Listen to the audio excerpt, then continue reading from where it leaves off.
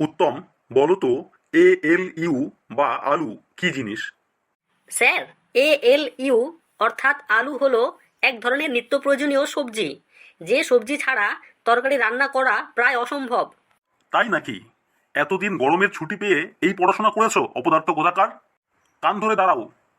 পল্টু, তুমি বলো তো এ এল ইউ কি? স্যার, ALU এর ফুল ফর্ম হলো অ্যারিথমেটিক লজিক ইউনিট। এটি কম্পিউটার বিজ্ঞানের একটি পার্ট। বসো পল্টু, তুমি খুব ভালো বলেছো। Thank you sir. উত্তম, আজকের মতো ছেড়ে দিলাম, বসে পড়ো।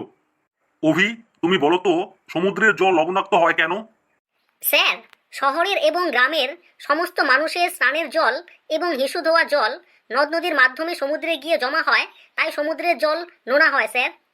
উত্তম, বলো দেখি রাশি কত প্রকার? স্যার, রাশি প্রায় 12 প্রকার। বলো কি, 12 প্রকার? আচ্ছা বলো দেখি সেগুলো কি কি? স্যার, মেষ রাশি, বৃষ রাশি, মিথুন রাশি, কর্কট রাশি, সিংহ রাশি। চুপ করো, আর বলতে হবে না। আমি তোমাকে পদার্থবিজ্ঞানের রাশির প্রকারভেদ জিজ্ঞেস করেছিলাম। Okay, sit down. Thank you sir. Paltu, তুমি বলো তো পদার্থবিজ্ঞানের রাশি কত প্রকার ও কি কি? স্যার, পদার্থবিজ্ঞানের রাশি প্রায় 2 প্রকার, যথা স্কেলার রাশি ও ভেক্টর রাশি। বাহ পল্টু, বাহ, খুব ভালো বলেছো। বসো, তুমি বসো। Thank you sir.